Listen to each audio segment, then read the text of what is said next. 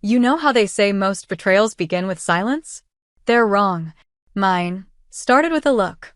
Just one. A glance that held too long. Not seductive. Not even obvious. Just long enough to say, I see you. And for someone who hadn't felt seen in years, that look felt like a lifeline. Soft breath, what came after? It wasn't an accident. They both planned for this. That's what still gets me. The way it all unraveled like it had been rehearsed. But the part that scares me the most? I think I'm glad it happened. I know how that sounds. I do. But when you've been invisible for so long, even the wrong kind of attention can feel like a miracle. I wasn't looking for it, I swear. But maybe a part of me, the quiet, desperate part one never speak about. Maybe she was. Maybe she had been whispering into the silence for years, just hoping someone would finally hear her. It's not lust I'm talking about. Not revenge either. This is something else entirely. This is about the space between people. The ones we tiptoe around. The ones filled with every word we never say. Every need we bury. Every ache we cover with smiles and polite dinners and I'm fine. It's about the pause between being touched and being felt. And one day, someone steps into that space. And you realize how lonely you've been, for how long, and how quietly. Asterisk brief pause, reflective, they both planned for this. And I still don't hate them for it. Because in some twisted, backwards way, they gave me something I didn't know I needed. And I wish I could say I fought it, that I ran, that I said no. But what do? When someone finally offers you a mirror, and for the first time in years, you recognize the person looking back, softer now, almost a whisper, so if you're listening to this and judging me already, that's okay. But maybe, just maybe, you've never felt that kind of ache. The kind that doesn't scream. The kind that sits quietly beside you at night and wraps its arms around your chest while you pretend everything's okay. You're about to hear a story. It's messy, it's complicated, and it doesn't come with a neat little lesson at the end. But it's true, and it's mine. Subscribe to Heartfelt Tales Unfold, because sometimes silence turns into stories too heavy to carry alone. And if you're carrying something like that, then maybe this story isn't just mine. Maybe it's yours too. I used to think loyalty meant staying in a room long after it went cold. That marriage was about endurance, not intimacy. That if you just kept showing up, cooking, cleaning, smiling, it would count for something. But the truth is, love doesn't keep score. It just fades. Ethan and I, we weren't broken. We were fine. Fine is a dangerous place to live. It doesn't scream. It doesn't bleed. It just wears you down one dull morning at a time. He's not a bad man. He's just somewhere else. Always working. Always tired. Always a few steps away, even when he's sitting right next to me. His laptop got more affection than I did. I learned to stop expecting his eyes to meet mine across the dinner table. They never did. Then there was Grace. My best friend since college. Warm. Poised. Always smiling like she knew something no one else did. She had this way of reaching for your hand when you were talking, like you were the only person in the world. She made people feel chosen. Even when she didn't mean to. Her husband, Nathan, quiet type. Didn't talk much. But when he looked at you, it was like he saw through all your layers. Not in a creepy way. In a curious way. Like he noticed things. And remembered them. The four of us had this ritual, Friday night dinners. Their house or ours. Wine. Candles. Polite laughs.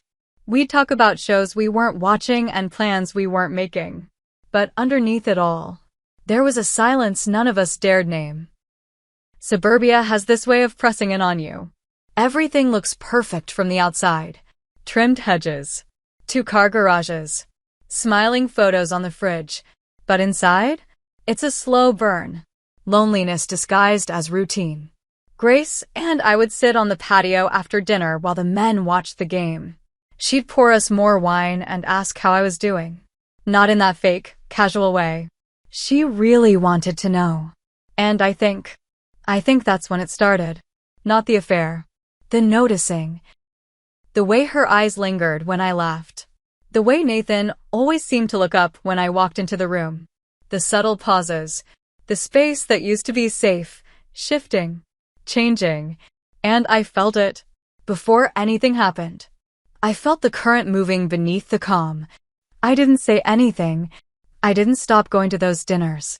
Because deep down, I was hungry for something I didn't have a name for. And I think they saw that. They both saw it. And neither of them looked away.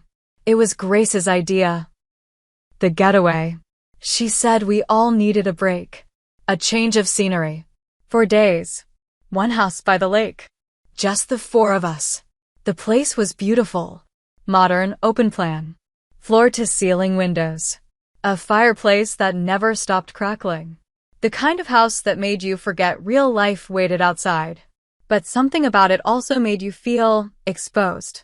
Too many glass walls. Too much silence when you stopped talking. First night was light. Wine. Music. Board games we never finished. Everyone laughed too loudly. Said things that sounded rehearsed. I told myself it was just the wine. That maybe we were finally relaxing. But the way Grace poured my drink without asking, the way her fingers brushed mine as she handed me the glass, that felt deliberate. And Nathan. He wasn't talking much. Just watching. Always watching. We played Never Have I Ever. The kind of game you don't play unless you want something to surface. And it did. Grace leaned over the kitchen island, wine glass in hand, and said with this slow, playful smile, "Never have I ever kissed someone else's spouse." My laugh got caught in my throat. Ethan smirked. He thought it was a joke. Nathan didn't smile. He just looked at her, then at me, and sipped his wine. I should have said something, broken the tension. But I didn't, because in that moment, I wasn't sure who the dare was for. That night, Ethan went to bed early. He always did when he drank. Fell asleep in front of the TV like it was routine. Like he was home, not on vacation. He didn't say goodnight. I was standing in the hallway brushing my hair when Grace walked by. She stopped, stood behind me, and looked at me through the mirror. "You okay?" she asked. Her voice soft. Too soft. I nodded. But I didn't feel okay. She reached out and tucked a strand of hair behind my ear. That's all. But it lingered. The touch. The way she looked at me like I was glass she didn't want to break. Nathan passed us in the hallway a moment later. He paused, met my eyes, said nothing, just waited, then turned and walked out onto the balcony. I stood there, frozen, heart loud, skin warm. I told myself it was the wine, the house, the quiet. But it wasn't. They weren't clumsy. They were coordinated. And somehow, it didn't feel wrong. Not yet. I started noticing it more after that night. Little things. Small, careful shifts that said more than words ever could. The way Nathan would tilt his head slightly when I spoke, as if my voice was the most interesting sound in the room. The way his eyes didn't just look at me, they searched. Softly, quietly, but deeply, like he was reading pages I hadn't meant to share. And Grace. She stopped calling me bestie. Started calling me love. It was subtle. So subtle it could have meant nothing. But when she said it, it landed somewhere in me I didn't know was hollow. She touched my arm when she laughed. Brushed past me in the kitchen, her hand resting lightly on my back, longer than it needed to. And when I turned to look at her, she wouldn't flinch. She'd smile, like she knew exactly what she was doing. Like she was waiting for me to admit I liked it. And the truth is, I did. But I didn't know what that meant. Not yet. I found myself walking into rooms I didn't need to be in just to see where they were.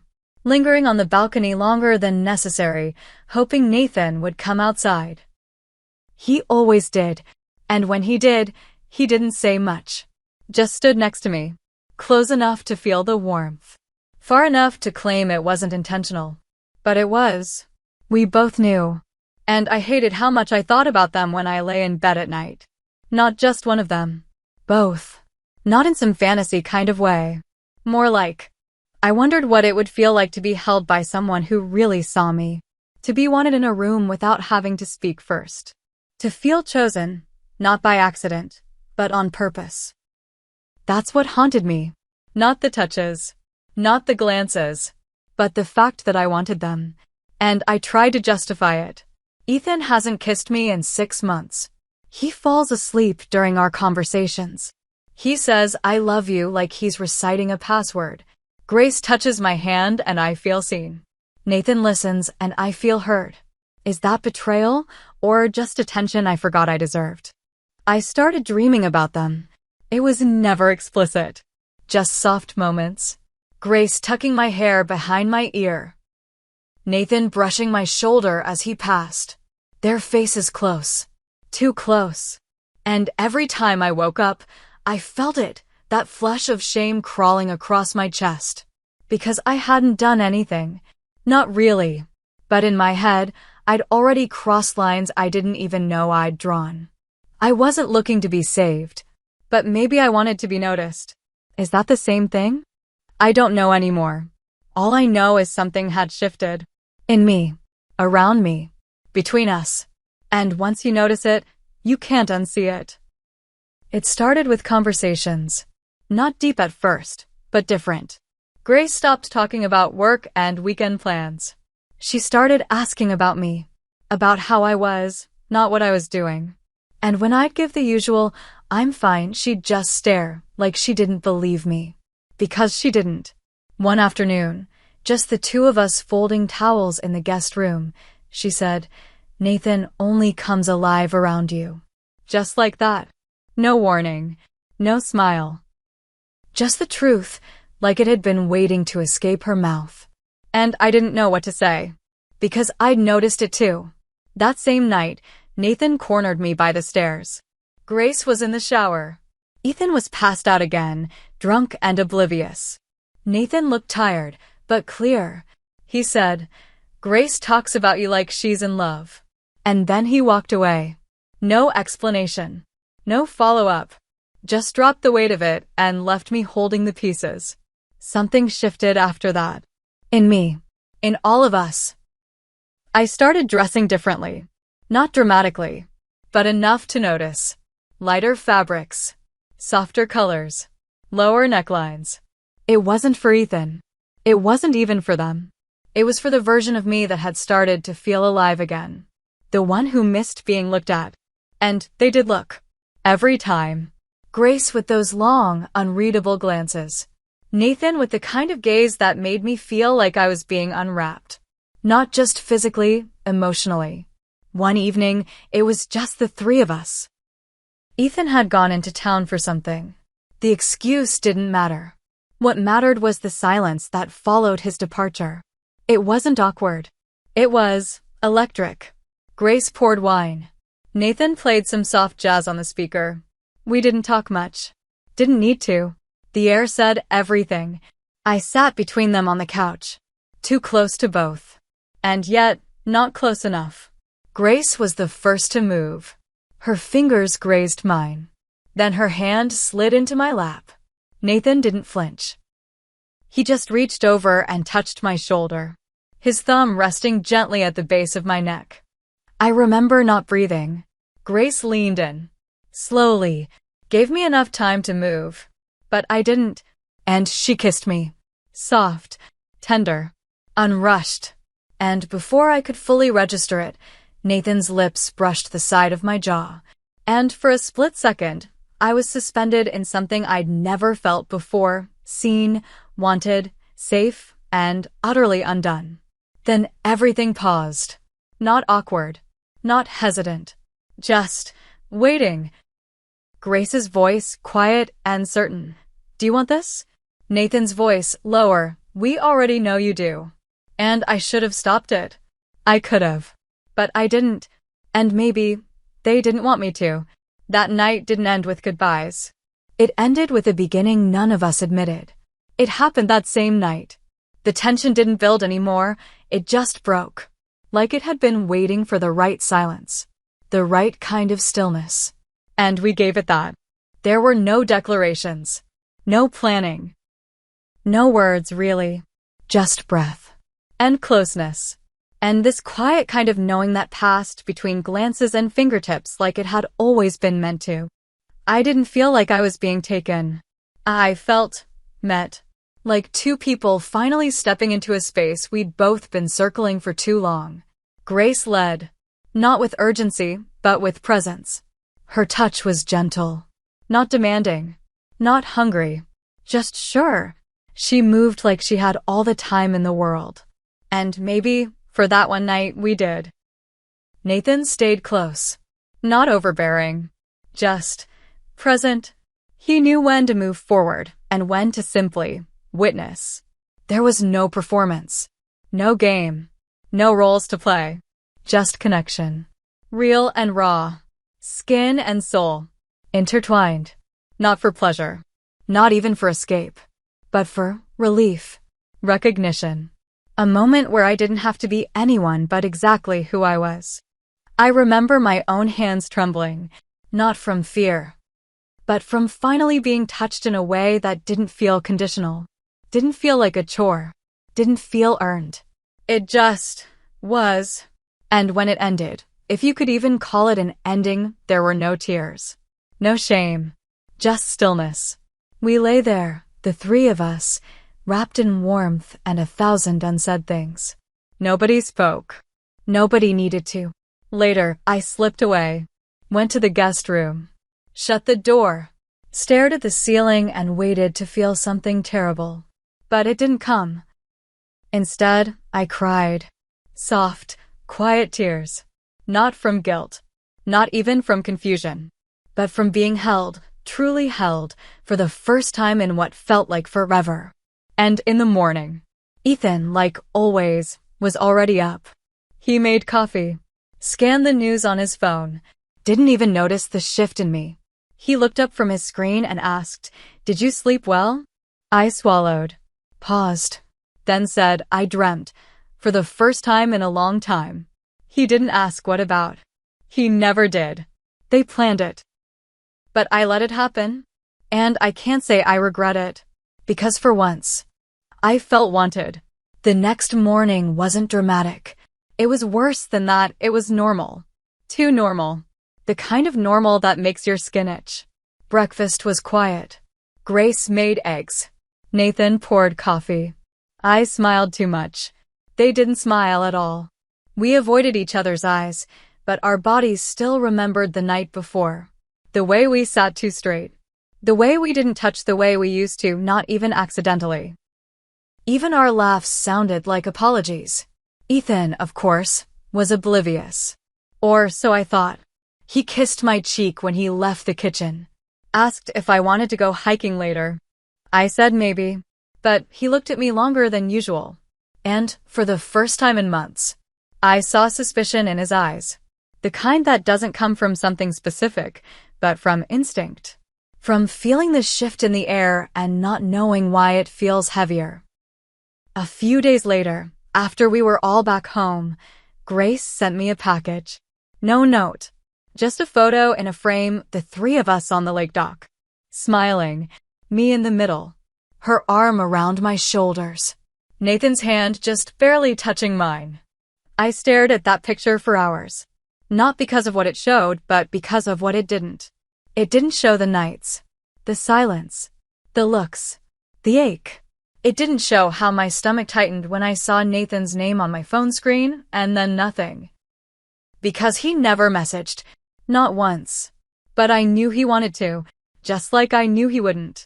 Because some men carry guilt like armor. And some women, we carry it in silence. Ethan started noticing things. He asked more questions. Started touching me again. Random hugs.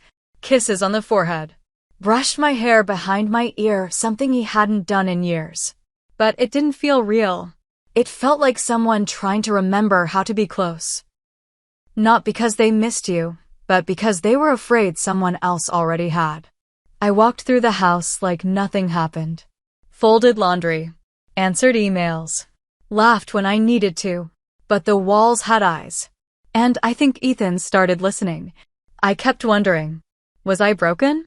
Or did I just finally break the rules that were never serving me in the first place? I didn't feel like a monster, but I didn't feel innocent either. I felt split, like I had opened a door I could never close. And on the other side was someone who felt more like me than the woman Ethan kissed goodbye every morning. I've played that night over in my head more times than I can count. Not for the pleasure, not for the memory, but for the question that won't leave me alone. Did I cheat? Or was I chosen? The world is quick to label. They need neat boxes.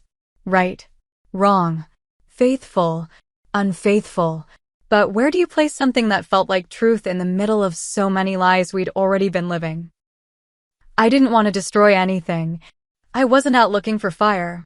But when you've been standing in the cold long enough, even a stolen flame feels like salvation. Was I selfish? Maybe. But I was also starving.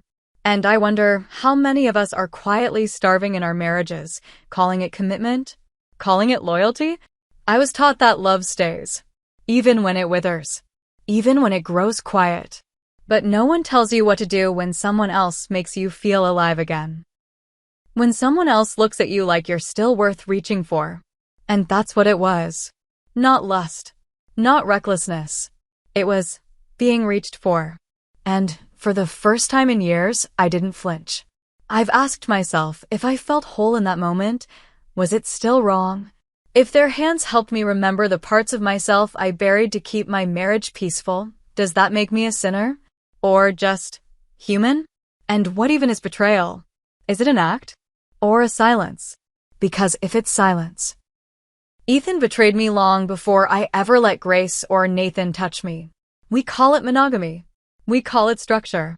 But I wonder if what we're really doing is agreeing to emptiness because it's safer than asking for more. I stayed loyal to the rules. Until I didn't. And the moment I broke them, I felt something crack open in me. Not shame, not guilt, but light. Recognition. The sound of my own name in someone else's mouth and it not sounding tired. Maybe love isn't betrayal. Maybe love is what survives betrayal. What keeps blooming through the mess. What reaches for you, even when you think you're undeserving. I don't have answers. Not yet. I just know that for a few hours on a quiet night in a house by the lake, I wasn't invisible. And I'm still searching for what that means. Have you ever let something happen, not because you wanted to break anything, but because you just wanted to feel like you mattered again? Not because you were weak, but because you were tired of being invisible? That's what it was for me. I didn't chase it. I didn't plan it. But when it came, I didn't turn away. And yes, I knew it might cost me something, maybe everything. But I let it happen, just to feel seen. And no, I'm not proud. But I'm not sorry either. Because for once, I didn't disappear into the background. I didn't fold myself up to make room for everyone else. I was there. Fully. Alive. Present. And sometimes that's all we're really begging for. To be seen. To be wanted. To be remembered by someone. So, if you've ever been torn between what's right and what's real, share your truth. Say it out loud. No judgment here. Drop your story in the comments. Someone out there might be aching the same way. Like this story? Subscribe to Heartfelt Tales Unfold. Because silence turns into stories too heavy to carry alone. Tap the bell. The next tale might echo something you've never dared say aloud. Some betrayals are planned. Carefully, cruelly, with intention. Some are accidents. Born from loneliness and poor timing. And some are invitations we never meant to accept, but accepted anyway, because our hearts were just too hungry to refuse. And maybe we're too quick to call it betrayal. Maybe the real betrayal was staying where you were never seen, never touched, never asked, "What do you need? Are you still happy here?" They both planned for this. But maybe I was never the target. Maybe I was the missing piece. The echo in the space between their marriage and my silence. And maybe, just maybe, they reached for me because they saw I was drowning too. Not all scars are meant to fade. Some are meant to remind you that even in darkness, someone once reached for you and didn't let go.